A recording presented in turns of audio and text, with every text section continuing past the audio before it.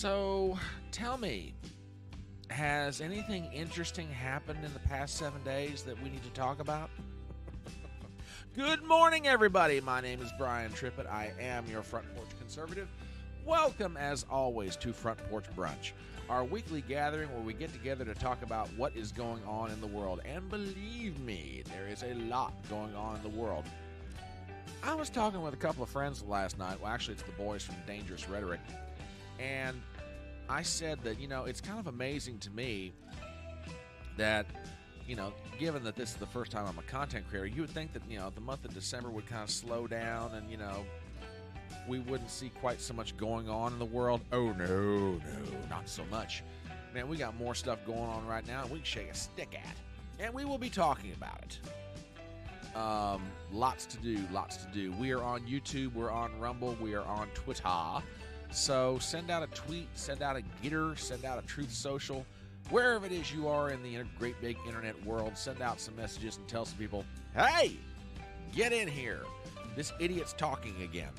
You want to laugh at something? Come enjoy this. So, yeah, we're glad to have you guys here. It is the holiday season.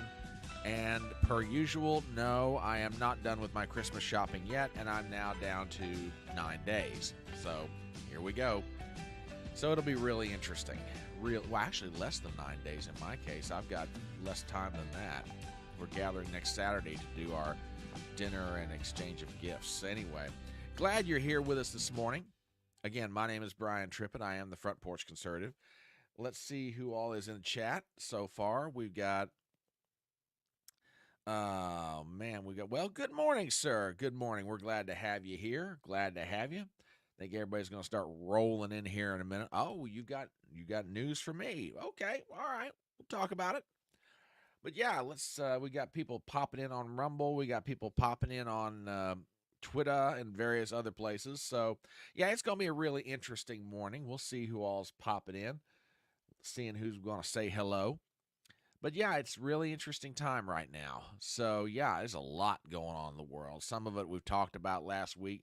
Some of it we'll get into. I'm trying to decide which one I want to do. I've got a bunch of different stuff to talk about. Some of it's just broken in the last 24 hours, which, oh, Lord almighty, I can't believe some of this nonsense. Good morning, my dear. How are you? And thank you for sending out the tweet about the show. Genuinely appreciate it. Do you have your Bloody Mary ready? So, oh, this could get interesting for a lot of different reasons. Okay, thanks for passing that on. I was not aware of that. We'll see what they come up with. Jeez. I was going to say that America is safe. Congress has gone home for Christmas, but apparently not so much. Yeah, we'll see what happens here. But yeah, there's a lot of stuff going on in the world right now. So yeah, it's weekend. It's Christmas morning. Well, not Christmas morning. Jeez, what am I doing? It is Christmas season. Hope everybody's having a good one with their friends, their families, office parties, get-togethers, that sort of thing. And yeah, there's a whole lot going on in the news. A lot going on in the news. So glad you're here with us this morning. Not sure we're going to be going the whole 2 hours, but we'll do what we got to. We'll do what we got to do because I know you've got lives, I got lives, etc. And there are quite a few things happening in the news. I think I'm going to switch up the order with which I talk about things. I think I'm going to start first with HodgePodge Stew. Now, for those of you who are watching this and maybe you're kind of new to Front Porch Brunch or my channel in general, on Saturdays, there's a section of this show that we call HodgePodge Stew. And HodgePodge Stew are those stories that are talking about, no, I'm not going to say you proved me wrong on Ukraine. No, I'm not going to say that. Yes, I still owe you something on it. No, I'm not going to say it. We'll get to that later. Anyway, man, you tell somebody you're going to do something for them, it's like, come on, where is it? No, I'm just kidding with you, man. I'm just messing with. No, I have not forgot about it. I just got to sit down and think about my response. But anyway, I think I'm going to start with HodgePodge Stew because there's been some stories that have broken this morning. Um, that well, actually, in the past 24 hours, that are just some of them are mind blowing for any number of different reasons. One story I was given as a request to talk about it, and I will, by the way, because I do take requests. Now that said, here's my general policy. I will always solicit for story ideas to talk about for the show. I reserve the universal right to say, okay, I think this is something we want to talk about, or no, I choose not to. And it's not that I'm trying to be censorial, it's my live stream. So, but yes, I will always, but this one I got the request and I was like, yeah, that's kind of interesting. Let's talk about this for a minute. So we'll get to some of that. So I think I am going to switch it up this morning and start with HodgePodge Stew. And I said in the past 24 to 48 hours that news has broken. Let me see if I can find the one I'm looking for. Yeah, here it is. Here it is. All right, let's start from right here. So, a decision has been handed down with regard to a lawsuit brought by two Georgia election officials against um, former New York Mayor Judy. Yeah, it's Saturday morning. Rudy Giuliani. I'll learn how to speak correctly here in just a minute. And this one is kind of mind blowing to me. So I'm going to go straight to CNBC to start this out. And then we'll talk about a headline. Rudy Giuliani is ordered to pay $148 million to two Georgia election workers for defamation. Story by Dan Mangan and Kevin Brinegar. We read the following. Here are some key points. Rudy Giuliani, the former New York City mayor, already had been held liable for defaming two Georgia election workers before the civil trial began in Washington, D.C. federal court. Giuliani made the defamatory statements about Ruby Freeman and Wandrea Shea Moss as part of a series of false claims that Donald Trump lost the 2020 presidential election due to fraud. He and Trump are separately charged in a Georgia case with crimes related to their efforts to undo his loss in the state to President Joe Biden. And now here's the heart of the story. A federal jury on Friday ordered Rudy Giuliani to pay $148 million to two Georgia election workers for falsely claiming they committed ballot fraud in the 2020 presidential election. The jaw-dropping figure includes $75 million in punitive damages, along with awards of $20 million to each of the two election workers for emotional distress and more than $16 million each for defamation. Giuliani was in court as the verdict was read aloud by federal judge. After the court adjournment, the plaintiffs joyously embraced, while Giuliani, who stood alone, packed a bag without looking up, NBC News reported. Outside the courthouse, Giuliani called the damage figures absurd and vowed to appeal. The defamation damage award is the latest in a series of legal blows to Giuliani related to his service as the top campaign lawyer for Donald Trump in efforts to reverse the former president's loss in that election. Giuliani, Trump, and 17 other defendants were indicted this summer on state criminal court charges in Georgia in connection with their attempts to undo Trump's defeat. The civil verdict by the jury Friday came after Giuliani's lawyer said the former mayor would not testify in the case in U.S. District Court in D.C., reversing his supposed plans to do so. The plaintiffs in this case, Ruby Freeman and Wandrea Shea Moss, who are mother and daughter, sued Giuliani in 2021 for defamation, intentional infliction of emotional distress, and civil conspiracy. That's an interesting charge. Judge Beryl Howell in August issued a default judgment against Giuliani in the women's favor because Giuliani had repeatedly failed to comply with orders requiring him to turn over evidence to their attorneys. Giuliani previously had conceded that for the purposes of the lawsuit, he had made false statements about the women that were defamatory. Howell's ruling meant that the trial would only determine how much money the former New York City mayor would pay the women in damages. On Tuesday, a social media expert had testified it would cost the women between $17 million and $48 million to fix the damage to their reputations as a result of the lies told by them about Giuliani and others. $48 million to fix your reputation. Wow. Okay. So let's get into this for a second. This is a case I've not been following. I just heard about the headline last night, and I'm sitting there going, wow. 140, what was that number again? Hang on, let me look at this. $148 million. Unbelievable. Wow.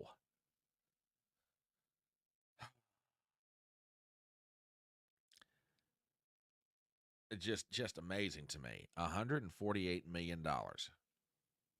70 some million of it was punitive damages, 20 million apiece to the two of them, and then 17 million. Let me see that breakdown one more time. Let's see.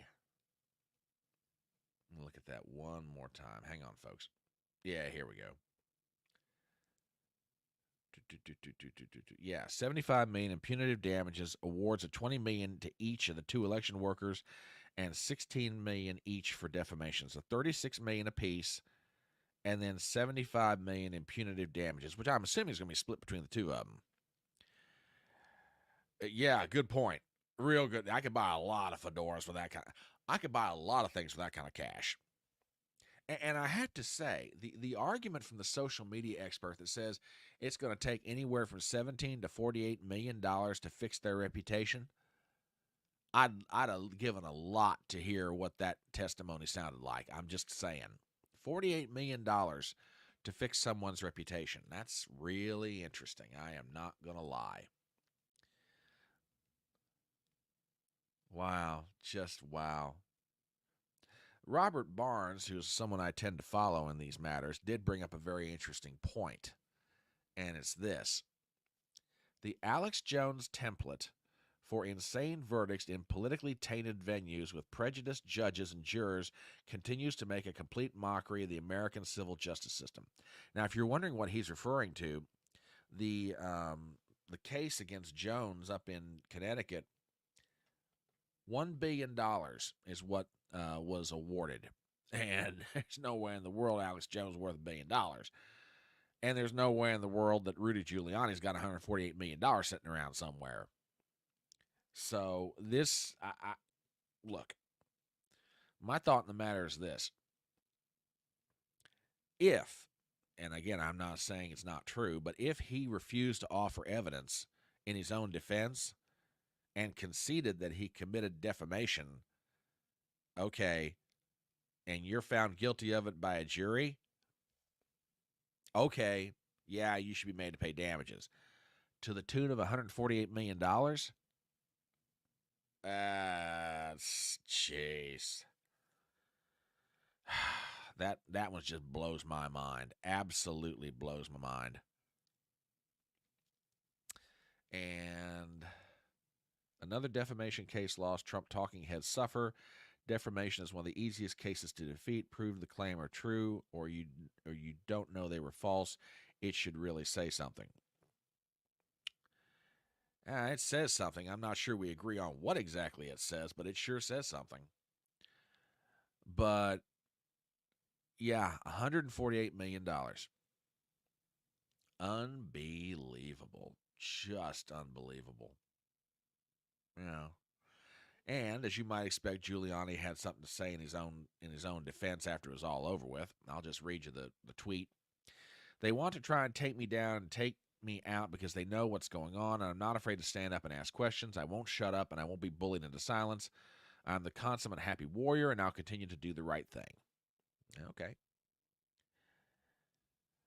But like I said, if what CNBC is reporting is true, and again, I'm not saying it's not, but if Giuliani refused to offer up evidence in his own defense and he conceded that he committed defamation, Rudy, you can be as mad as you want to about the verdict, and you may not like the result of the amount of money. I can understand that, but you can't necessarily sit there and say, "Hey, this is all wrong. You didn't even offer a defense." Again, if what's being reported is true. So there's that little piece of news going on in the world. Yeah, it was kind of mind blowing. Let's see what else is out there. Okay, now here is the one that has been requested by Gypsy, if I remember this correctly. And Gypsy, if I'm wrong on this, my apologies in advance. But I'm pretty sure that you had asked me to talk about this. It was either you or up in Connecticut, one of the two. And the mayor of Boston. Have y'all heard about this story? Um, I've got mixed feelings on this, having read the article, and I'm going to put this out there, and then we can talk about it because I think this one's kind of interesting. This is from the New York Post. Boston mayor is under fire for no whites Christmas party for city's electeds of color. That's a fairly provocative sounding headline. Uh, oh, is she? Oh, well, hang on. Hold on to that question, Leanne, because this I don't know, but I wouldn't mind being interested in finding out. Just saying. Let's read this. This is from Ryan King. This was published, what is today? The 16th? 3 days ago. And this has kind of been simmering out there in the pot, so to speak. Boston Mayor Michelle Wu is not dreaming of a white Christmas. Party, that is. An invite concerning the Boston mayor's holiday party, specifically for electeds of color, was mistakenly sent by an aide to all members of the Boston City Council. Some 15 minutes later, that aide, Denise Dos Santos, who serves as the mayor's director of city council relations, blasted a follow-up email flagging the embarrassing error. Quote, I wanted to apologize for my previous email regarding a holiday party for tomorrow, Dos Santos wrote. The white counselors were not supposed to receive the invite. Now, let me read that again. The white counselors were not supposed to receive the invite. I'm sorry. I'll explain why I'm laughing when I get done with all of this. It just kind of anyway. Let me keep reading here. I quote, I did send that to everyone by accident, and I apologize if my email may have offended or came across as so, the aides added. Sorry for any confusion that this may have caused. Boston City Council is comprised of 6 minority and 7 white members. Okay, it's 13-member city council. Half of them are minorities, half of them are white. All right. The revelation of the secret no whites holiday party drew some backlash and sent social media aflutter. Reading a little bit further into this, City Councilor Frank Baker, a white Democrat, bashed the move as unfortunate and divisive, but stressed it didn't affect him personally. Quote, I don't really get offended too easily, Baker told the Boston Herald. To offend me, you're going to have to do much more than not invite me to a party. I did find it unfortunate that with the temperature the way it is, that we would further that division. Mayor Wu, the mayor of Boston, invited only electeds of color to a holiday party. The email was mistakenly sent out to all city council members, including the white ones. One white council member called it divisive. Others fended off criticism of the shindig. Councilor Brian Worrell, a black Democrat who seemingly is poised to become vice president of the council in the next term, argued there wasn't anything out of the ordinary about the party. We make space and spaces for all kinds of specific groups in the city and the city government, Worrell told the Boston Herald. Quote, this is no different, and the elected officials of color have been around for more than a decade.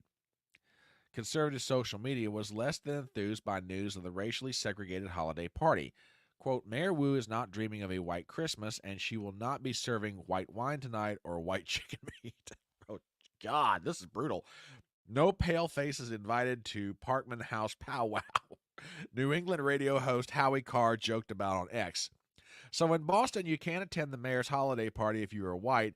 How much longer are Americans going to tolerate this left-wing racist crap? Conservative Twitter user Rod DeRare wrote. Okay, let's get into this. Um,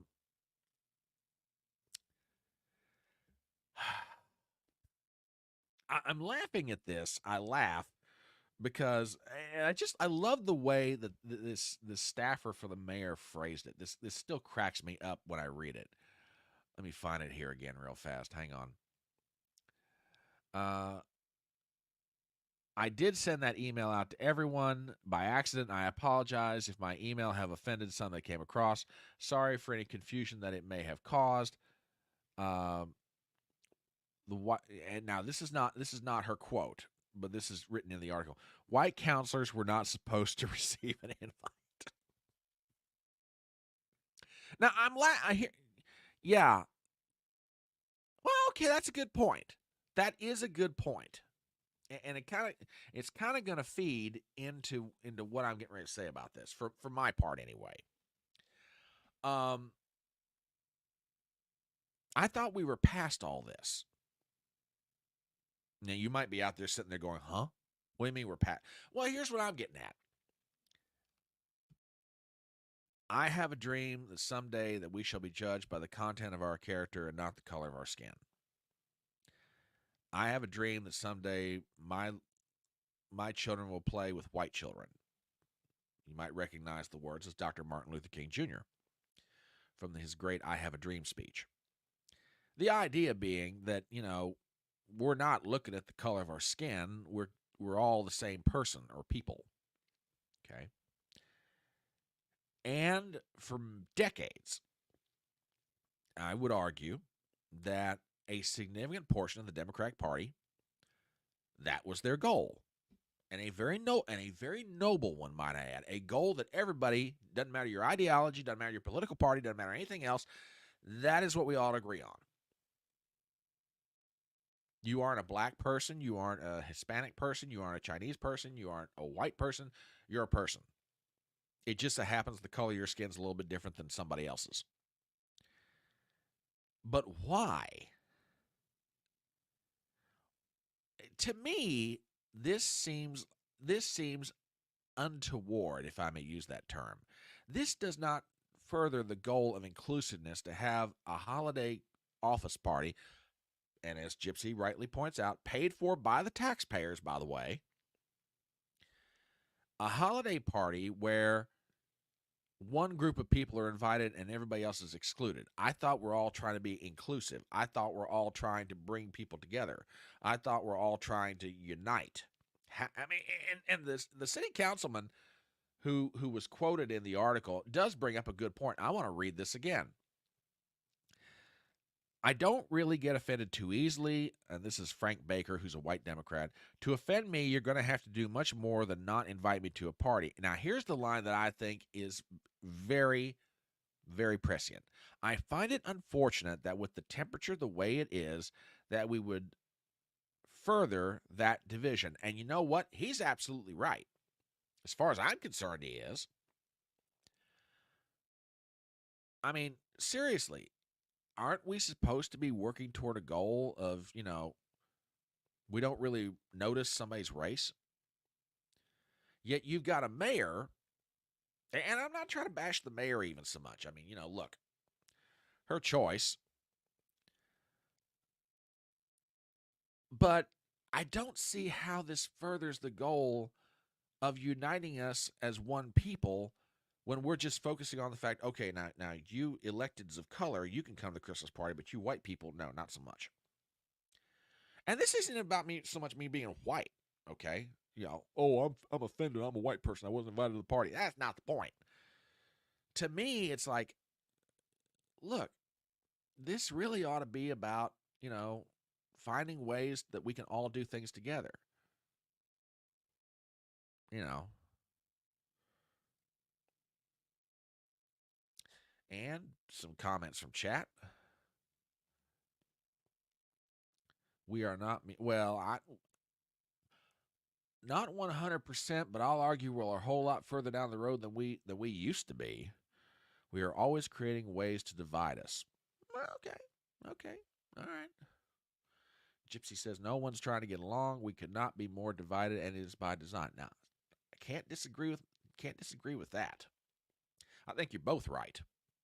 No, don't now, Traveler, Gypsy, y'all don't faint on me here. Yes, I said you're both right.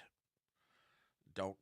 I don't have I don't have vapors with me, so I can't like put them under your nose to But I think each of you in your own way, you're both right. So yeah, but yeah, this story was brought to me, and I'm like, yeah, we need to talk about this. Oh, by the way, let me find it here real fast. If you're wondering how the party turned out, let me find it here. Oh yeah, here it is. Yeah, here it is. There was a follow up story in the New York Post, and there was a picture from the party. And by the way, I think the picture looks great. I really, and I'm not being sarcastic when I say this. I genuinely mean that. I genuinely mean that. Take a look at this. Looks like a very festive occasion. You know, looks like they're having fun. I got no problem with that. It's the holiday season. People ought to find a way to have fun if they can do it.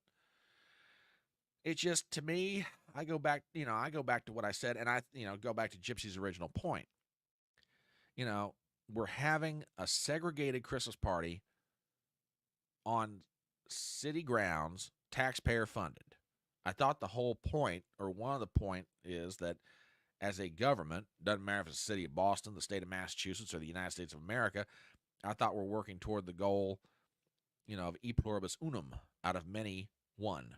But just saying. Oh, what else is going on in the world these days? What else is going on in the world?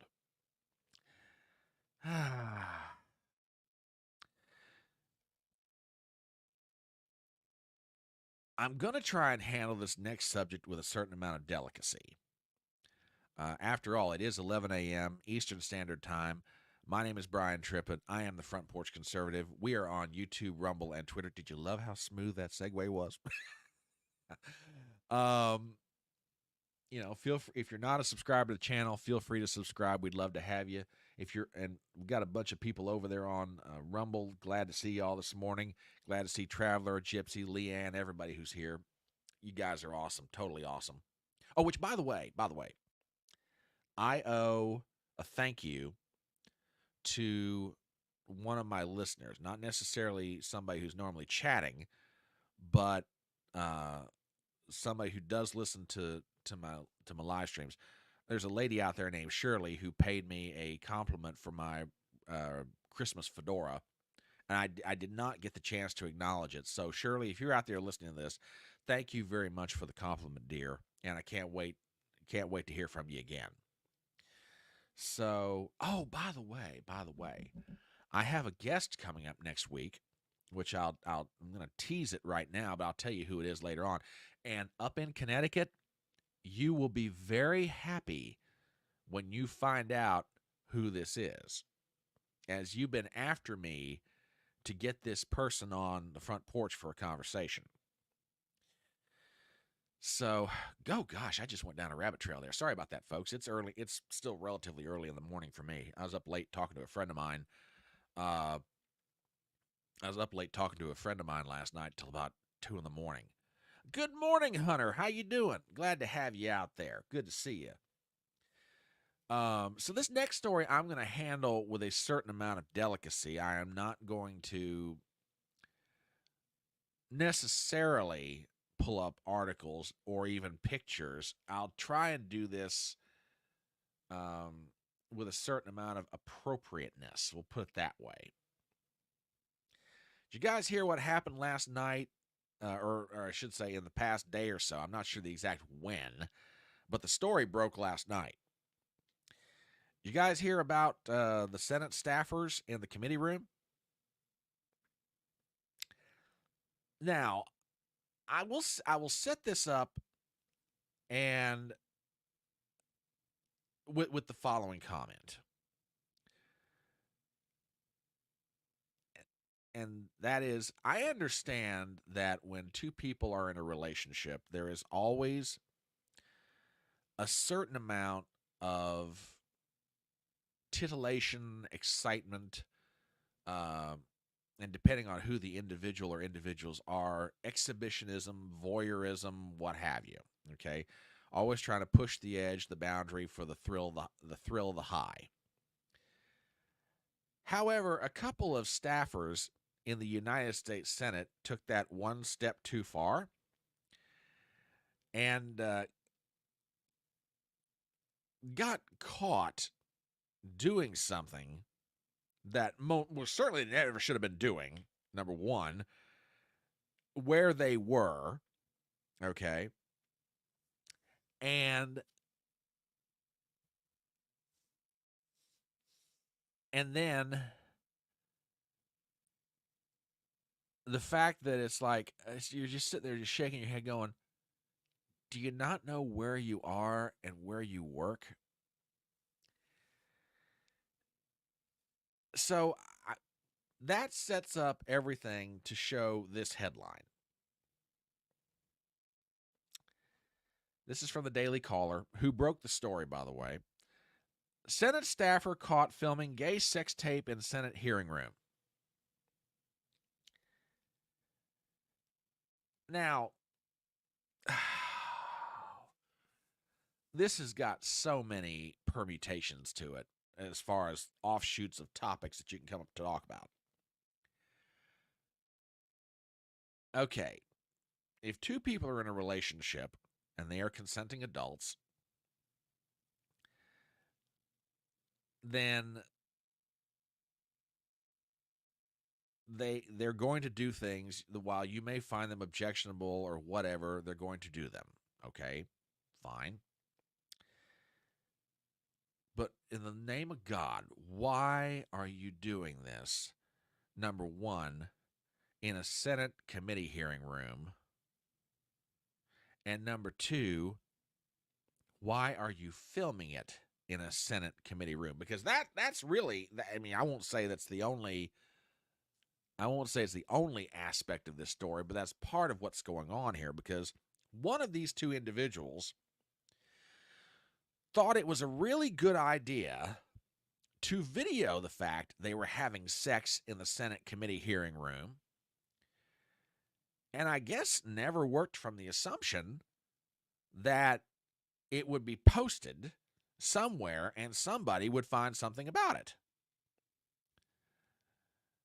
Uh, yeah, our tax dollars at work. Yeah, buddy. Well, as these things are prone to do, somebody got a hold of the video, and these two individuals, I'll guarantee you, are not going to be working on Capitol Hill anytime now or in the near future. And the reaction from a lot of people that I've seen, and I'm not saying this is true of everyone, the reaction is the appropriate, really? Really? You're doing this? Now, one of my favorite people on the internet is Christian Watson, who is probably one of the smartest guys out there that I've come across in recent times.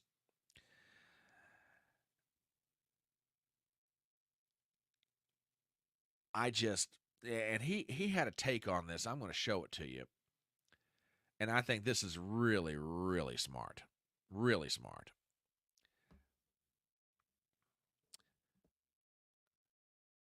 The staffer who committed indecent acts in the Senate building is one person, but he is also a microcosm for the reason many conservatives for years were skeptical of homosexuality and why some still are today. Statistically, gay men tend to have high rates of risky sexual behavior, drug abuse, self-loathing, which translates into unhealthy exercise routines and steroid abuse, and incredibly have incidents of mental illness. The so-called community, which does not formally exist but informally holds sway over social cliques, groups predicated upon sexuality and not values, encourages most, if not all, of this behavior. If you exist in a culture where sex is akin to a handshake, hookups are glorified, other people are reduced to crude material attraction, labeling people twinks, for example, and have not for their innate human worth, and are not seen for their innate human worth, do you expect healthy behavior to come from this? I pity for N.D.A.A. Skrzkropski, Again, I'm from West Virginia. I don't know how to pronounce names, but that was the name of one of the people involved. He has destroyed his career by pursuing the hedonism that so many other gay men lust after. I feel doubly sorry for the other gay men around his age and my age who have to grow up in a culture where romance and long-standing affection is virtually non-existent compared to short-term transactional hookups. I feel sorry for other gay men who live in a culture where their worth is reduced to their physical appearance. Some gay politicos will not engage with my content or the content of others I know because they don't fit their physical tastes. There truly is little else to say, but what occurred in the Senate hearing room should hopefully be a wake-up call to all hedonists, gay or straight, who let their passions overtake their judgment. Some mistakes are worse than others. Stay pensive. And that's from Christian Watson. A very, a very well thought out, very articulate comment on it. And I tell you what, if you're not following Christian Watson, you need to give him a follow because that dude is extremely smart. And Gypsy says, it's the George Costanza episode. Did I do something wrong? I didn't know. Yeah, it's kind of like that. Leanne says, you can pull a fire alarm to stop a vote. Surely you can have gay sex on the Senate floor. Yeah. Yeah, it's just absolutely amazing. It's just like, this is one of those, you just put your head into your hand and go, for so many different reasons. Okay. I was talking with a family member of mine last night about this, and they follow politics, and we talk about it sometimes, and they ask my opinion on stuff or if I know what's going on in the world because they've got the good sense to watch the Hallmark Channel and other things without trying to get into the business of watching what's going on politically in the world. And I say they're smart. They're way smarter. This family member of mine is way smarter than I am. Okay. I think it's reaching the point in my life where I'm kind of like an old college professor of mine.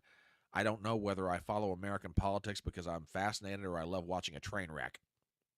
And that's kind of how I feel anymore. It's like watching a train wreck. And, and my family member, the first thing they said was, what? They're not paying them enough money to go find a motel room?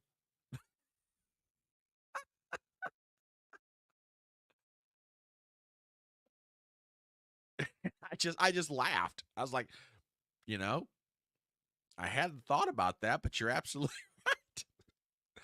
I mean, really? Really? And you know what, Traveler? I'll give you this one. You guys know this wasn't the first time something like this has happened. Yeah, you're probably right.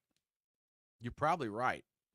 On the other hand, whoever thought it was a really good idea that they ought to film this and apparently didn't realize that this would come back to bite them somehow, I'm sorry. Yeah, you're probably right. It's probably happened in other places, in other rooms, in the halls of Congress. But this was most certainly not the smartest thing that anybody, either of these two people, ever could have done in their lives. And Christian Watson brings up a really good point. Both of them now, their careers are ruined. Can you imagine trying to have to explain this to a potential future employer? I see that you used to work for the United States Senate. What did you do there? Oh, I was a staffer on Capitol Hill. Oh, really? Why are you not working there anymore? That sounds pretty prestigious. Well, yeah, that's going to be really interesting to try and explain. Yeah, you're probably right. Maybe they don't care. Maybe they don't. Maybe they have no sense of shame, although I'd hate to think. I would really hate to think that you get caught doing something like this and it doesn't make you, step back and analyze what you're doing with your life. And don't get me wrong, I've done things that are just extraordinarily stupid in the heat of the moment. I'm not going to sit here and try to hold myself out as being, oh, I'm above it all. No, believe me, without going into detail, I've had my share at, I was out of my mind and howling at the moon moment, okay? But nothing with the kind of consequences like these two people are going to feel. Just unbelievable. Unbelievable. So what else is going on in the world, you may ask? Well, it's about 10 minutes after 11. We're here for Front Porch Brunch, the holiday version. Uh, yeah, that's true too. Yeah, there's all kinds of people recording themselves having sex at work, and yeah, true. I saw that.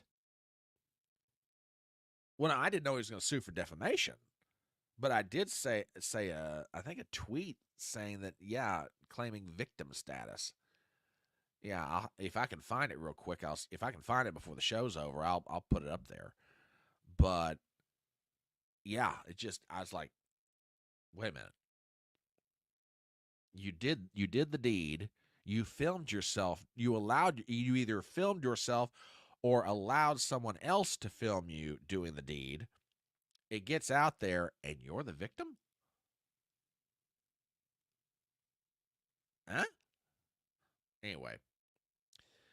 So yeah, there's still all kinds of things that have been going on this week. And like I said at the top of the show, I figured, it's the Christmas holiday season. Things are going to slow down. I'm going to have trouble finding stuff to talk about. How am I going to fill up at least 2 hours of a show? I have no idea. But no, the content gods looked down upon me and said, be at peace, my son. Believe me, we will give you a lot to talk about. And sure enough, they did. So, have y'all ever come across somebody who says that they're there to answer questions and then never answers questions? Uh,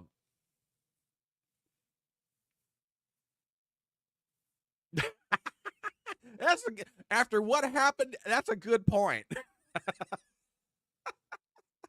Yeah, after this news broke, you're a little bit surprised they're hanging around the U.S. Senate talking about immigration reform.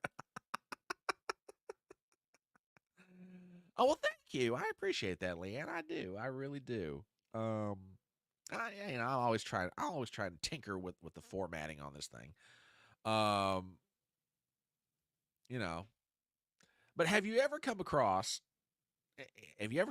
someone who says, I'm here to answer questions. I'm here to set the record straight," and then doesn't do it? Well, that's what we had this week. Now, by now, y'all have heard that Hunter Biden was subpoenaed by the House Oversight Committee to come in to give testimony.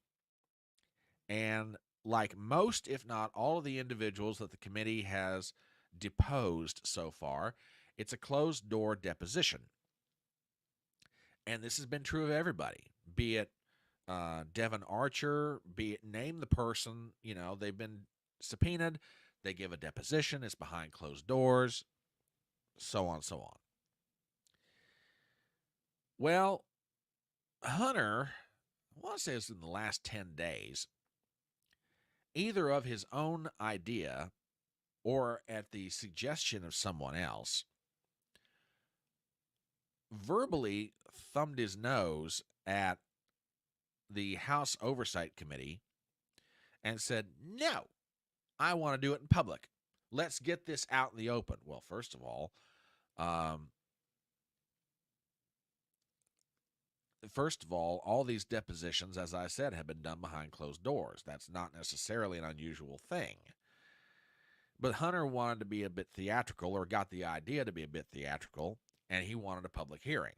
So the day comes when Hunter is supposed to arrive on Capitol Hill for his closed door deposition to the House Oversight Committee. Well, not only did Hunter not show up for the deposition, he gave a statement to the press outside of Congress, really on the steps of the Capitol, if you get right down to it. Oh, excuse me. On the steps of the Capitol, and made any number of extremely interesting statements. And I'm going to take you to an article from Alex Marlowe. Headline: Hunter's troll-tastic press conference was a major strategic blunder. He did it again. Hunter Biden trolled the world. Only this time, there might be actual consequences for his family. Hunter Biden defied a congressional subpoena on Wednesday, announcing his decision in a public statement that was obviously crafted and approved by his legal team and his handlers. His strategy is to play the victim card, trying to use his addictions as an excuse for a lifetime of evading the law and basic responsibilities while bagging as much cash as possible off of his family name. This latest dramatic episode of the Hunter Biden show is likely to yield contempt of Congress proceedings from the House Republicans. A little further into the article, Hunter delivered his statement at a D.C. press conference that no one asked for, making for a content bonanza for his defenders and skeptics alike. The optics were entertainingly discordant with Hunter's reputation. He wore a drab suit. The news-reading public has become accustomed to seeing him in various stages of undress. He acted as though he has nothing to hide, even though the whole point of the speech was to, for all intents and purposes, inform congressional investigators that they should fuck off. He acted as though he's victim of a political witch hunt, even though he's already facing several other federal charges and criminal indictments. The most absurd moment of the presser, there was stiff competition for this title, was when the first son moaned about how MAGA Republicans impugned his character. We all must have hallucinated the story that just last week, where we learned that Hunter spent $872,000 on hookers, pornography, and sex clubs in a 4-year period instead of paying his taxes. Now, here's the line that I think, to me, is the most fascinating thing that came out of that little presser that Hunter gave. Quote, "Let me state as clearly as I can. My father was not financially involved in my business." Hunter said slyly. My father was not financially involved in my business. He is speaking in code. If you read between the lines, those words suggest that Joe Biden was involved in Hunter's business, but maybe wasn't paid directly. Through some crafty wordsmithing, Hunter is trying to skate by on a technicality. In reality, that statement is devoid of meaning. After all, Devin Archer's testimony and the WhatsApp messages from an IRS whistleblower substantiate what we can all see with our own two eyes. Joe Biden was an integral part of Hunter Biden's business model. While Hunter was making $1 million a year from Burisma, Joe got the prosecutor investigating the Ukrainian energy company fired. Joe refused to put Hunter Biden's Russian oligarch business associates on his expanding sanctions list at the exact moment Hunter was acquiring an equity stake in a company controlled by the Bank of China. Joe negotiated a deal to benefit the Bank of China. So, who is Hunter the innocent kidding here? No one, actually. He's not even kidding himself or the pro-Biden establishment media. He's trolling. After all, that's what Hunter Biden is. He's a troll. A troll is internet speak for someone whose modus operandi is getting into trouble. He does things to be intentionally provocative just to see how much he can get away with. The best example of this, as previously documented at Breitbart News, with more detail in my New York Times best-selling book, Breaking Biden, The Perfect Christmas Gift. Alex, you are a shameless hustler, but I like it. Is with Hunter's art. Not only did the White House step up to help Hunter conceal the buyers of his paintings so the younger Biden could bag cash from supporters across the world, but his chosen style involves blowing on alcohol-based paints with what looks like a cane straw. Yes, Hunter Biden's version of art is splashing alcohol on a canvas and blowing on it with a miniature crack pipe. Get it? He's trolling. That's exactly what he's doing in the press D.C. Conference. He flaunted his degrees, suggested he's really a brainiac, a classic Biden move. He bragged about being on dozens of boards of directors, cushy gigs for the elite and well-connected, easy money that the working and middle classes can only dream of, all the while claiming he's the one being treated unfairly. Going to the end of the article. Ah, yeah, here it is. In fact, Hunter can commit all the crimes, at least so long as Joe is in office, and he's unlikely to serve a day in jail. Now may not be the precise time or place for Joe to publicly demonstrate there are truly two tiers of justice in America. After all, Joe has an election to win, and pardoning family members for federal crimes is no way to gain votes, but give it time. Okay, pretty good article from Alex Marlowe.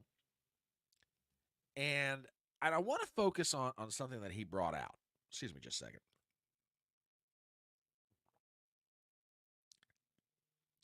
My father was not financially involved in my business dealings. Okay, let's think about that for a second. Now, if y'all been following this whole saga, if I may use that term, there is a certain evolution that's taken place in the language that Joe Biden, Hunter Biden, and those affiliated with the Bidens, I should say, there's an evolution of their language. If you go back to 2019 to present, okay, Joe's out there saying, I never once talked with my son about any of his financial business dealings. I have nothing to do with that. On and on and on it goes. Okay. Well, somewhere in the past, call it 8 or 9 months, the White House press secretary says Joe was not involved in his son's business dealings. Whoa, whoa, whoa, whoa, whoa, whoa, whoa, whoa, wait a minute, wait a minute, hold on. What? For the past 2.5 years, Joe Biden's out there saying, I never talked to my son about his business dealings. Translation, I don't know anything about them. I don't know what the hell he was doing. He might have been doing business deals in China. I have no idea. Matter of fact, Biden even said on the debate stage with Trump, my son has never made $1 from any business dealings in China. Which right there, that should have just blown the whole thing up, because you can't go from, I never talked to my son about his financial business, to being able to definitively say, I know he didn't make a dime in China. Well, wouldn't that presuppose that you know something about his business dealings? If you can stand there and definitively say that he never made any money in China, that would sort of suppose to me that you actually know what's going on with your son's business deals, or where he's doing them. So the White House press secretary comes along and says that he was not involved in his son's business. Now, the language has evolved even further to say he was not financially involved in my business. Huh? What? What do you mean he wasn't financially involved? So you're saying he was involved, which by the way, uh, it's really kind of self-evident at this point. You've got Devin Archer out there saying, well, of course Joe was involved in the family business. Joe was the family business. He was the product that Hunter was selling. Not so much physically selling his dad as much as he was selling access to him. It'd be nothing for us to be having dinners. Hunter would get on the phone, put his dad on speaker, and let his dad talk to the business partners. He would meet them at restaurants around Washington, D.C. This is not coming from me. This is coming from Devin Archer. This is Hunter's former business partner. Okay? So you kind of understand it's reached the point where, it's reached the point the White House has got to do something here, because the evidence is overwhelming. Of course, Joe was involved in the business. The question now becomes, did he somehow manage to illegally profit from it? And I've got to disagree with you on this one. This whole nonsense is a waste of taxpayer money, no different than Trump's first impeachment. I got to disagree. And one step further, it's a political show to harm Biden's image. Oh, trust me. Joe Biden doesn't need any help harming his political image. I mean, believe me. Well, I'll get to that. I'll get to that. Evidence to what? Believe I'm not going to sit here and say I'm an expert on Joe Biden, but I've sort of kind of known about this guy going back a long time, much like everybody here. Okay, I'm not trying to be haughty about this, so please forgive me in advance. I'm not trying to be. But off and on, I've seen this guy operate since he first ran for president in 1988. Joe's not the sharpest knife in the case, and he never has been. I do agree with Alex Marlowe's line in his article that it's kind of a um, it's kind of a Biden family trait to be very braggadocious about their academic credentials when the reality is, like I say, they ain't the sharpest knives in the case. Um,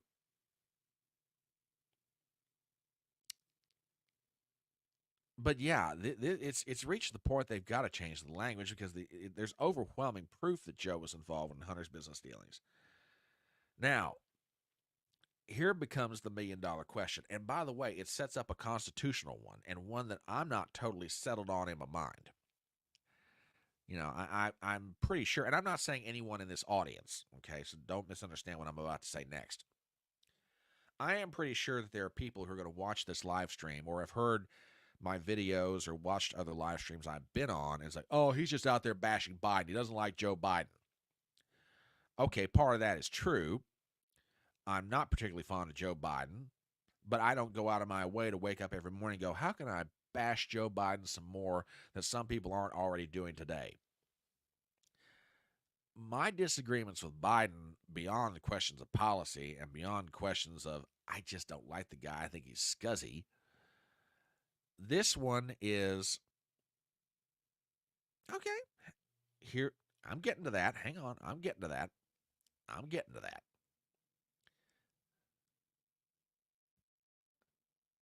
I'm getting to that. My problem with Biden is this.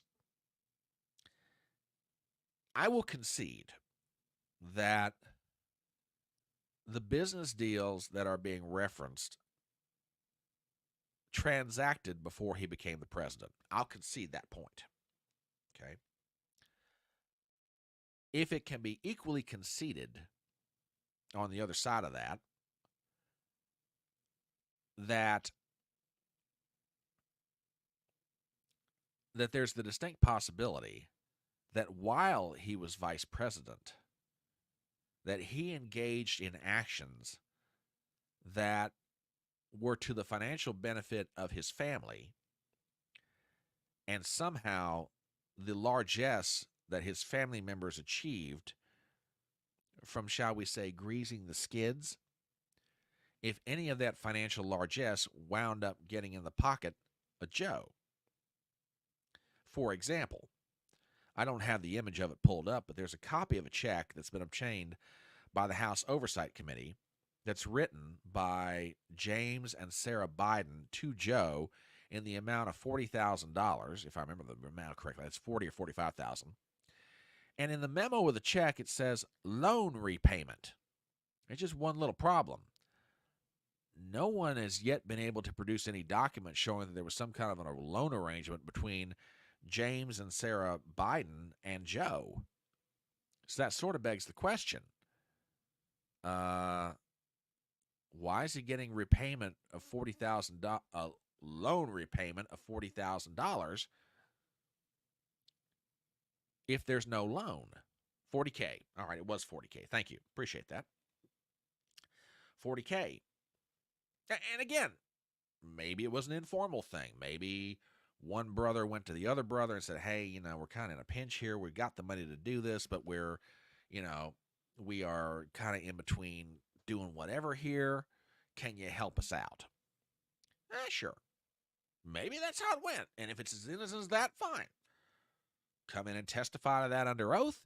If you got any documents, all right, fine, show them, let's see it. However, it is very well established,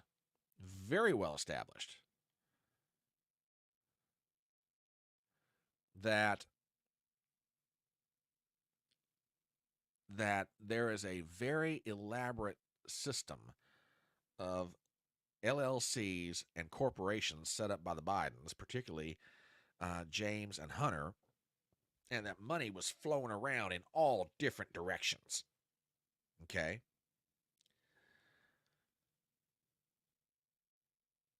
It's a legitimate question. Did any of the money that came off these business deals that James and Hunter were out there doing, did any of them wind up in Joe's pocket? And Leanne brings up a really good point.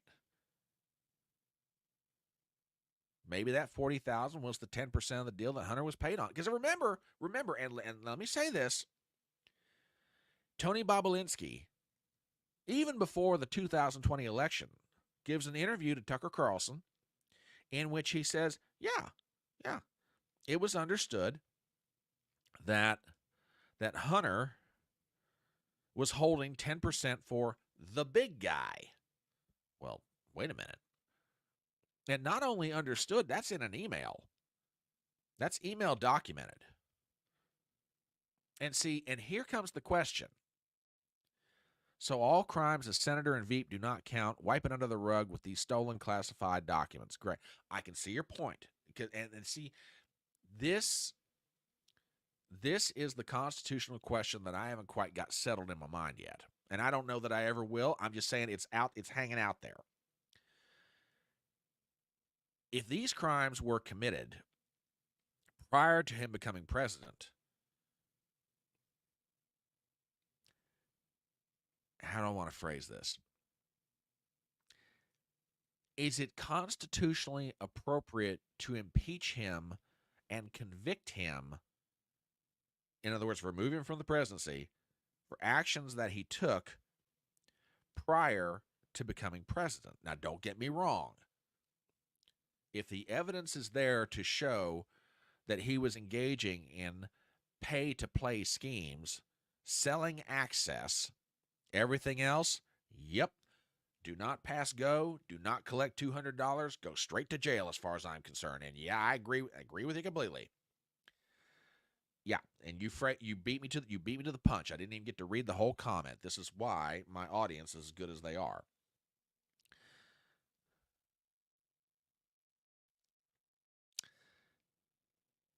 There is another point, however, and I think this one is legitimate. And this to me is, and this idea is not necessarily original to me, but I think it is worth considering.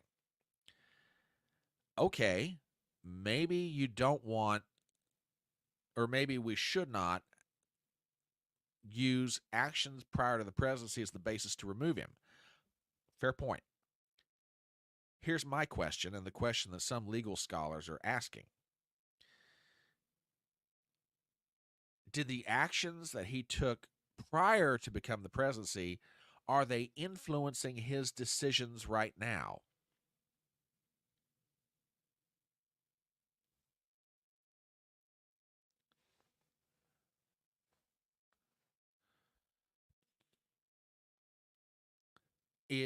Let me ask the question again. Are Biden's current actions with regard to China, with regard to Ukraine, with regard to any number of different things, are they being influenced by actions that he took prior to become president? And yeah, you're right. It would be hard to prove. Very hard to prove. Or let me rephrase it another way. But is he compromised? I mean, that word gets thrown around. That word gets thrown around all the time. Well, thank you very much. I genuinely appreciate that. Thank you. Thank you for joining. Is okay. All right. On that, we agree. It seems that we agree. Let me rephrase that. So, yeah, are his actions compromised? In other words, is he doing what he's doing because of influence that someone's holding over him, or did hold over him, from actions that he took while he was vice president? Don't get me wrong. Like I said, if it can be proven that he engaged in pay to play, that he did or took certain actions. And to me, the Ukrainian prosecutor is the best example. The U.S. government, by their own admission, made it very clear that we were very happy with how things were going in Ukraine. Then all of a sudden, Joe Biden is like, "Hey, you either get rid of the prosecutor, or I'm going to withhold $1 billion." And as Joe Biden said, "Son of a bitch," they fired him. And the prosecutor never gets to go forward with a further investigation of Burisma. And according to a confidential informant source, and this is not conspiracy theory, by the way, this is established in an FBI FD 1023 form. A confidential FBI source says $10 million made its way into the pockets of Hunter and Joe Biden, $5 million apiece. So I'm just saying, don't get me wrong, I think Joe Biden is scum of the earth. I really, for so many different reasons. Okay? But it's one thing for me to say he's scum of the earth. I don't think he should be president. It's another thing to say we've got hard and fast proof that he did stuff, and then hard and fast proof that what he did is influencing right now as president. You know. All right. Democrats claim Trump was compromised. Republicans claim Biden is compromised. Just like Clinton and her emails, it wasn't illegal. I'm still holding out. I'm still reserving judgment on this. I'm still reserving judgment on it. I'm not sure that what has happened isn't illegal or shouldn't be justification to have him removed from office. Which, by the by the by, let me find it here real fast. There was one other thing that happened on the day um, that Hunter basically flipped off Congress and said, "I'm not showing up." The House has officially passed an impeachment inquiry resolution. And for those of you out there who are wondering what my reaction to that news was, it was this.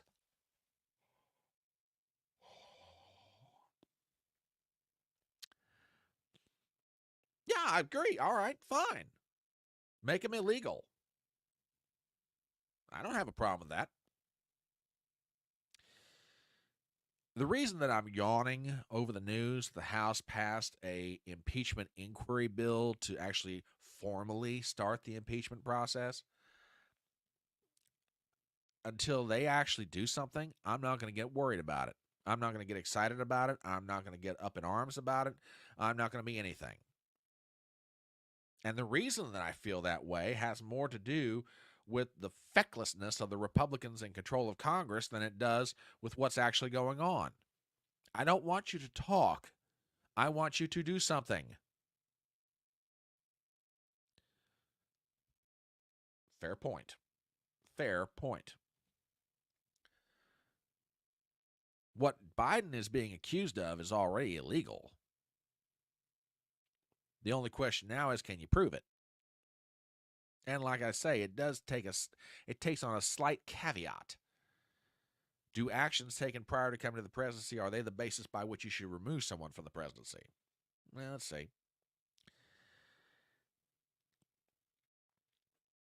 Yeah, now here's a good point.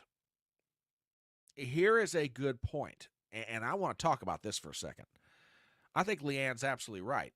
Even if the House votes articles of impeachment over the Senate, odds are he will not be convicted. Although I haven't got the article pulled up. I was flipping around the internet this morning, and I think it's Senator Mark Wayne Mullen of Oklahoma. And I've got to go back and read the article. And if I had it pulled up real quick, hang on, I might be able to find this.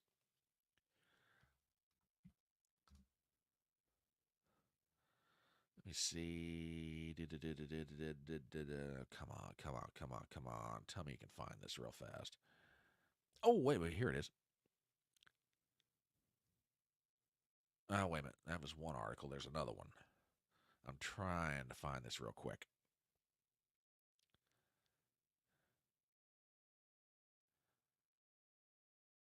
And that's a good question, too. Would anything be prosecuted, or will anything be prosecuted? Come on, Brian. Tell me you can find this. Mark Wayne Mullen, the senator from Oklahoma, had made the statement. Now I'm not going to be able to find it. Oh, here it is. Yeah, I did find it. Good. Hang on.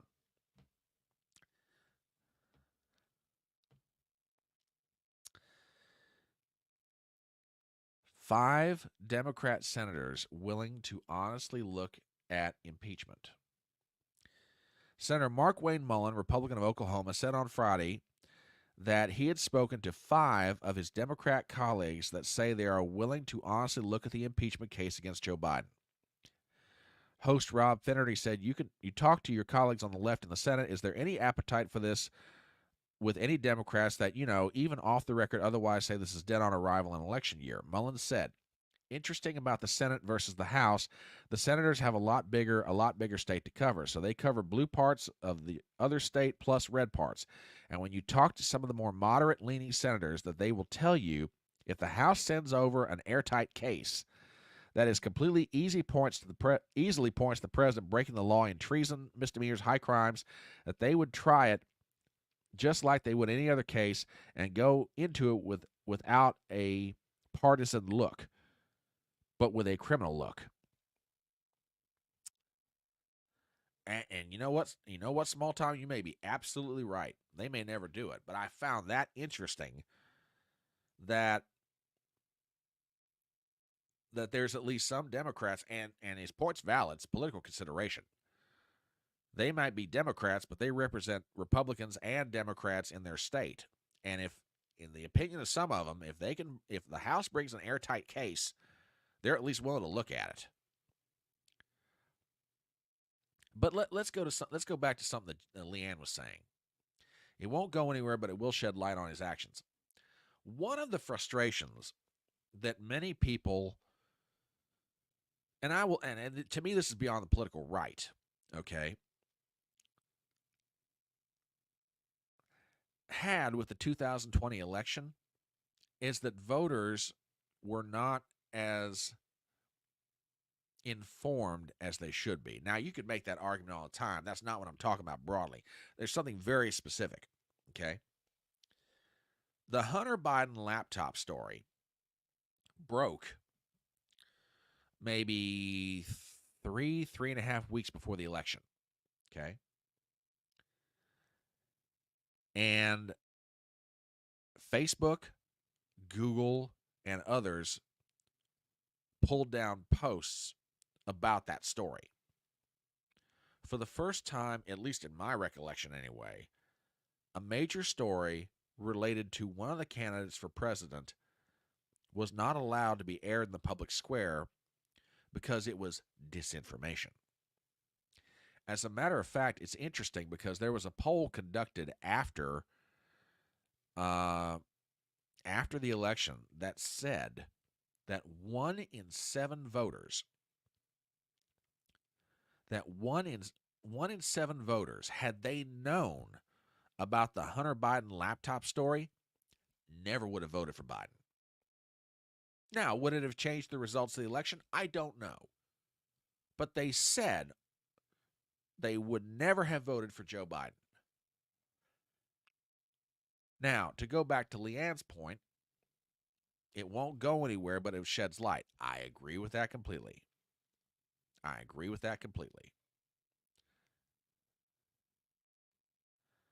It will shed light on stuff that frankly should have been talked about long before we ever got here.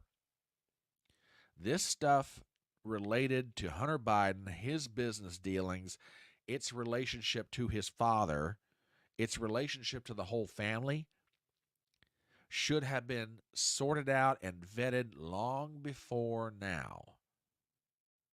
Okay? Doesn't matter whether you agree with Biden, disagree with Biden, agree with Trump, disagree with Trump. This is a function of the American press. Okay?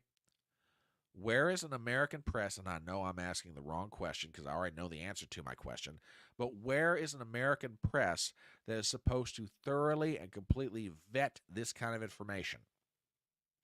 Because back then, if you remember, oh no, this is disinformation. Oh, this is Russian disinformation. Yeah, yeah, yeah. There's nothing to this. Yada yada yada. This stuff's a fabrication. Everybody ignore what you see with your lying eyes and go ahead and vote for Biden. And we found out after the fact, no, the laptop wasn't Russian disinformation. That's a statement made by the Washington Post and the New York Times.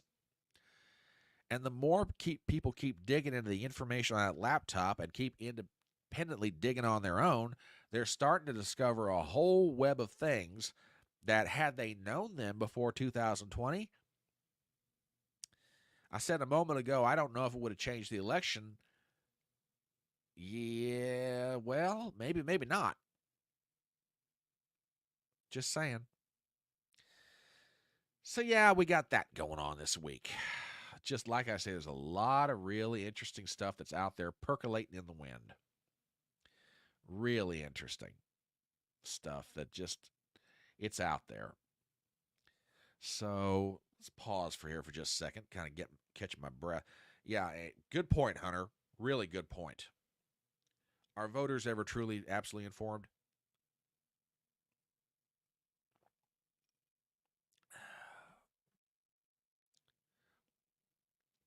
And not to mention, McConnell already torpedoed any serious review. Yeah.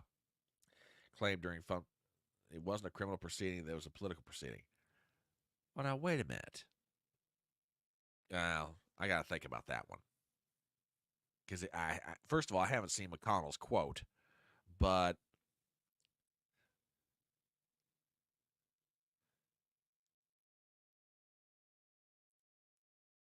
yeah, interesting.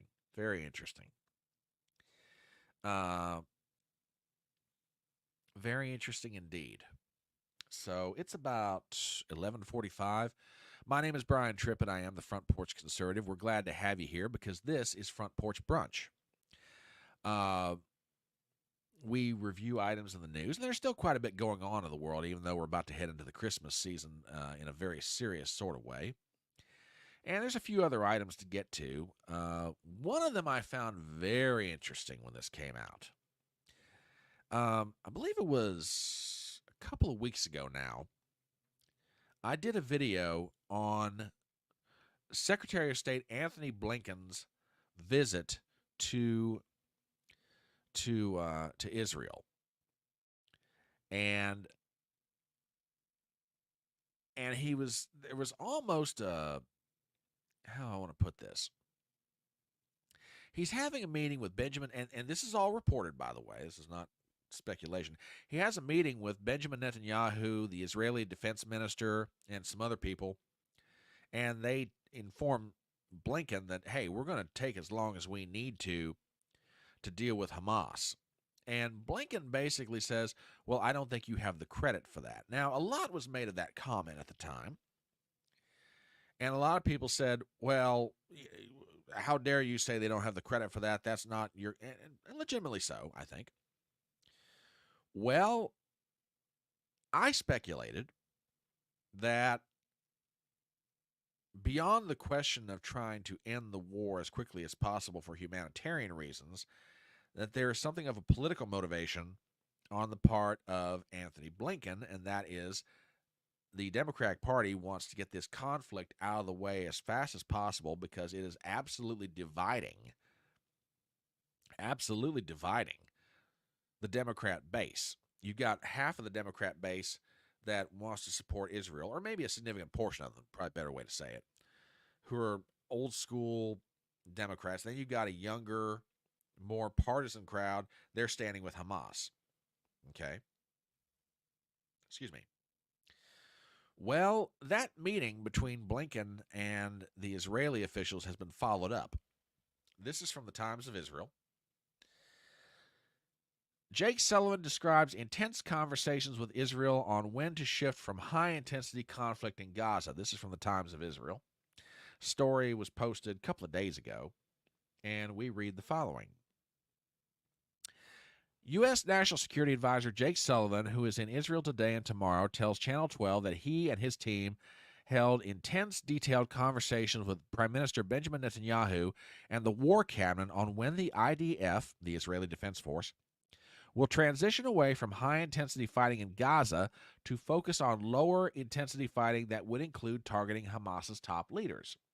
Quote, Israel is going to continue to conduct its military efforts to get after Hamas for some time because, for example, they're going to continue to hunt the top leaders of Hamas, Sinwar, and Deif, and Isa, and we don't know exactly how long that will take, Sullivan says. So the issue is really, when does Israel shift from a high-intensity military operations that are underway today to a different phase of this conflict, one that's more precise, more targeted, more driven towards things like high-value individuals? We had a very constructive conversation about these phases. I have a question. Why is it any of Jake Sullivan's business, or for that matter, the U.S. government, when Israel shifts away from a high intensity military operation to a different phase of this conflict? I think it's a fair question because, number one, we're not the ones fighting this, the Israelis are. Uh, and my response would be mind your own business. Again, I ask the question, why are they asking this? Why? I don't get it. But anyway, we continue.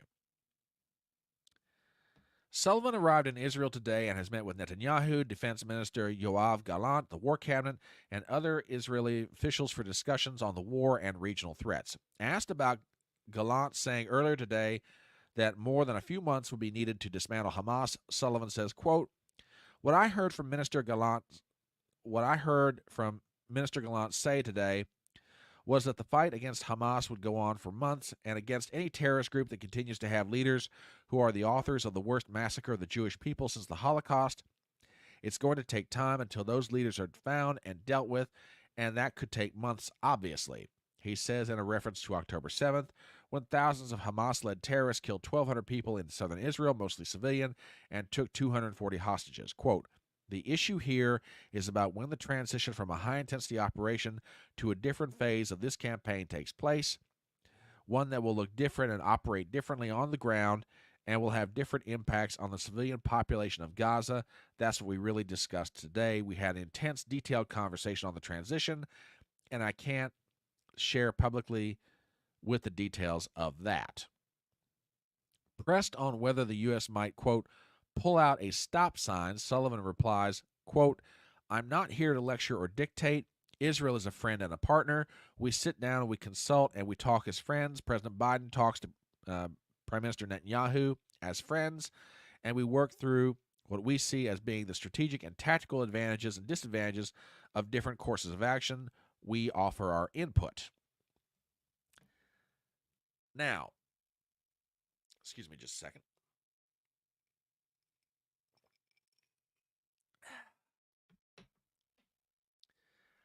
I go back to the question that I asked a minute ago. Beyond the legitimate question of trying to wind this thing down, which I think the U.S., as with any government, ought to try to be the peacemaker whenever possible. Okay? I think that is a legitimate function here. Why is Jake Sullivan why are Jake Sullivan and Anthony Blinken so interested in getting the Israelis to de-escalate this thing down to an individual manhunt for leaders of Hamas? First of all, we weren't the ones that were attacked, and I go back to something that I said a while ago. Nobody was telling us how we ought to handle our business when we were attacked on 9/11. And if they did, in that moment of righteous anger, we probably told said leaders of various other countries around the world what we thought of their idea and what they could go do with it. So why should the Israelis be treated any differently? I mean, look, there's a lot of questions that surround, how much did Israel know about this attack prior to it actually happening? And those are legitimate. They should be pursued. We should talk about them, etc. I don't disagree with that in the slightest. Okay? But laying that aside, how Israel chooses to conduct this war is entirely up to them. Now, I can almost hear somebody out there, and not necessarily anybody in chat right now, so that's not my point. I can almost hear somebody out there saying, they're going to kill civilians. They're going to go out there and slaughter innocents. How dare you tell them they can conduct this war however they want? That's not what I am talking about. Okay? Whoever you are out there, before you cause yourself to have a heart attack, sit down, take a hit off the bong, whatever you got to do to drop your blood pressure, okay? Just chill out for a minute. Listen to me. I'm not talking about Israel just going out there and doing will-nil whatever it wants. Believe me, it's like I said, they know the scrutiny that's on them right now.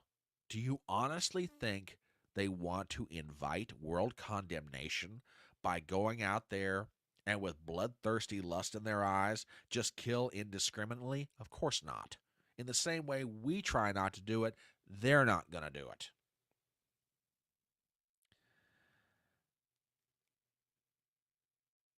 What I'm talking about is, look, as far as the Israelis are concerned, let them conduct this war however they need to, and let them take however long they need to completely and absolutely denigrate the capabilities of their enemy, so that hopefully this enemy does not come back to haunt them for a very long time, if ever. Okay?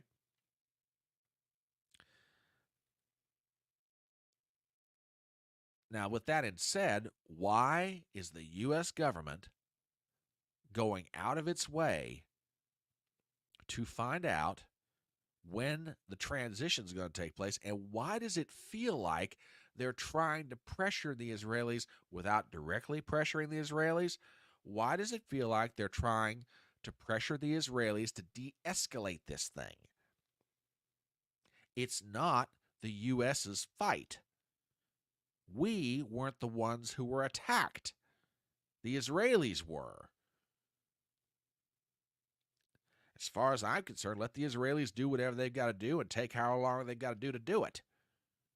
But I go back to what I said a moment ago. To me, this doesn't feel like a diplomatic question as it does a political one. Why do I get the feeling that there are certain elements inside the Biden administration that want this thing de-escalated and wound down so that it is not an ongoing issue going into election year 2024 in America?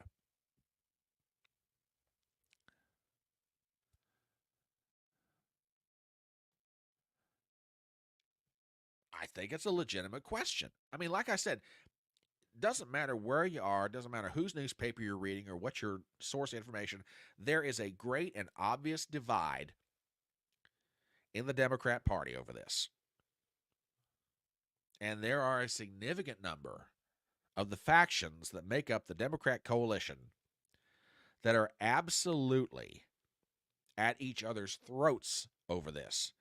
You've got old school Democrats like Biden, I'll throw in Pelosi, uh, Steny Hoyer, old school, old guard members of the Democratic Party that want to support Israel.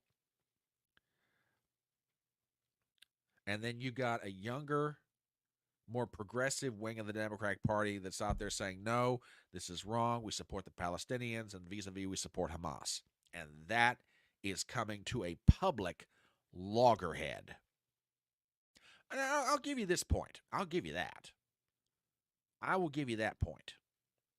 I'll give you that. And I did see this other comment too. Yeah, we've vetoed a lot of stuff at the UN over the years in one form or another. And this is a real good point. You've got Kamala and Joe fighting about this. Well, yeah, I'll agree with that. To one degree or another, there is. I can agree with that. I can absolutely agree with that. There is something of a divide over this, but I think it's slightly different. The fight inside the Democratic Party is on a very specific question: who should we be supporting? I can make a pretty good argument, or at least I think a reasonable one anyway, that in the GOP, it's a question of should we be supporting Israel at all, or should we just let them take care of this themselves? But that's a whole other political question, I think. Younger progressives who are supporting Hamas are not acting in their self-interest. Well, okay, okay, okay. Now, see, I disagree with the word isolation, and I'm not trying to pick a fight here. I'm not. I disagree with the use of that word. I don't think that folks like me who oppose involvement in the Ukraine war, or to some extent in the war between Israel and Hamas, I don't think it's on the basis of isolation. I think it's on the basis of self-interest, which that's a whole other conversation we can get into sometime. But I can understand where you're coming from, but I just don't necessarily disagree with the use of the word isolation. There's a difference between isolation and self-interest. But like I said, we can get into that some other time. But yeah, we've got U.S. diplomats that it feels like they're desperately trying to get this thing wound down to make sure it doesn't affect Biden's reelection chances. Now, people can sit there and say I'm being as cynical as I want to be, but I don't think I am. So you got that going on in the world right now. It is 12 o'clock, up and down. Normally, I'd be asking everybody, oh, well, I can still ask this question.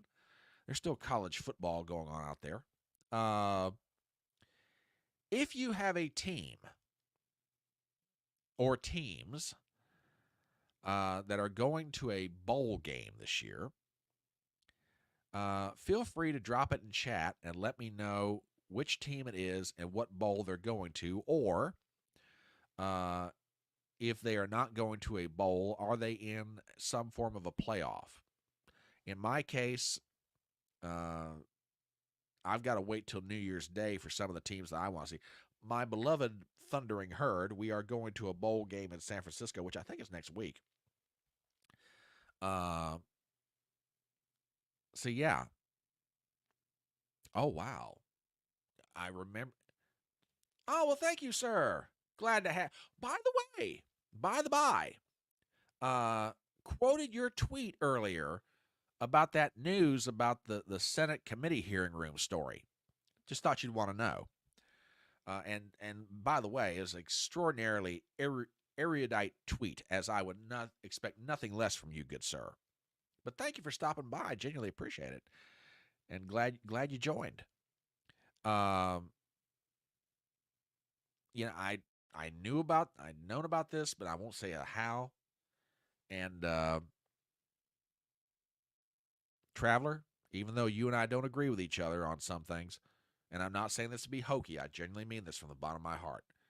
You, your family members, thank you for your service to the country.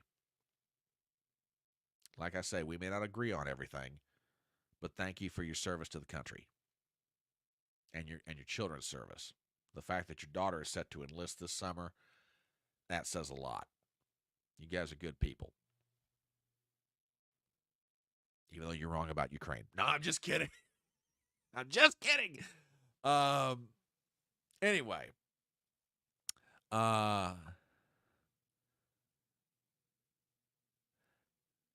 Guys. Oh, okay. Okay, we got to support my home state, my dad's uniform. Oh, that's right. That's right. Texas is in the playoffs this year, in the playoff for the college football national championship. Um, yeah, exactly. Um, I saw that too. I saw that too. Oh man, yeah. Okay, we're gonna slip into a football discussion here. My apologies to everybody right now. Uh, you know what? I'm an Alabama fan through and through, but I'm sorry. I have a real problem with Alabama being in the college playoff for the national championship, and Florida State got hosed. Oh, well, thank you very much, sir. You did not have to do that. You did not have to do that, but thank you very much. It's very kind of you. I genuinely appreciate it. Genuinely, I do. Yeah, Florida State got hosed. Absolutely got hosed. But I'm like you. Spending $1 million about it just seems like a little ridiculous to me. Um, so anyway, yeah, it's about high noon. My name is Brian Tripp, and I'm the Front Porch Conservative. We're glad you're here. As always, we've got a lively group. Uh, you dirty no good.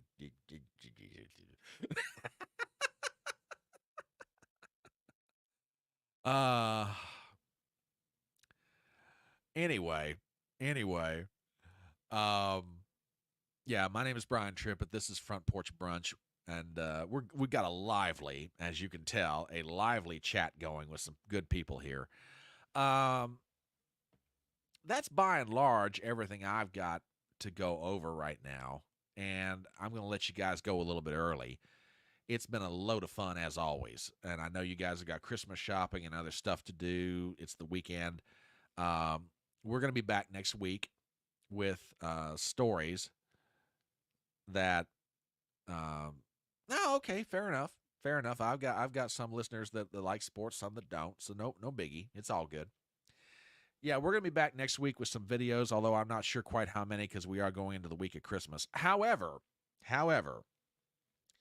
I said that I would tell you we've got a guest coming up next week for chatting on the porch, and I am very excited to get this lady in a conversation. A while back, one of our regulars here up in Connecticut recommended to me somebody that I definitely need to have a conversation with, and we have finally made arrangements with each other. Dr. Robin McCutcheon, PhD in economics, will be here this Thursday, 6:30 p.m. Eastern Standard Time for chatting on the porch. We're going to talk all things economics and political economics. So I'll get a thumbnail out about that probably sometime tomorrow, if not to this evening. But yeah, if you happen to hear from or happen to know up in Connecticut, I don't think she's here this morning, bless her heart, and that's cool. I know she's got a lot of stuff going on in her life. But pass it on to her that Dr. Robin McCutcheon is going to be here this Thursday, 6:30 p.m. Eastern. We will be on YouTube, Rumble, and Twitter. And yeah, I'm looking forward to this. I am. I'm genuinely looking forward to it. So there'll be some videos out this week. There will be a interview this Thursday, and we are getting geared up for 2024. I'm not going to lie, I am stoked for 24. And not just necessarily because I'm a content creator. It's just I think this upcoming year, for a lot of different reasons, could very well wind up going down in American history as probably one of the most fascinating years in the history of the Republic. Good and bad. I'm not trying to be Pollyanna about it. I know there's a lot of stuff that could potentially happen that's bad, but there's also a lot of stuff could potentially happen that's good. And how it all shakes out, I don't know, but we are going to be here for it. Uh, yeah, there's a lot that I'm looking forward to. There's going to be live streams. There's going to be all kinds of stuff. Matter of fact, I'm starting to roll around some ideas in my head for covering the Iowa caucus. And yeah, I'm looking forward to it. It's going to be a load of fun. So, for everybody who's been here this morning, thank you very much for stopping by. Always glad to have you on the front porch. And as I said, next week will be videos and the interview with Dr. McCutcheon on Thursday. So, as we leave, remember the words of that great American philosopher, Tom T. Hall, when he said, "It's faster horses, younger lovers, older whiskey, and more money." Merry Christmas, and we'll see you later.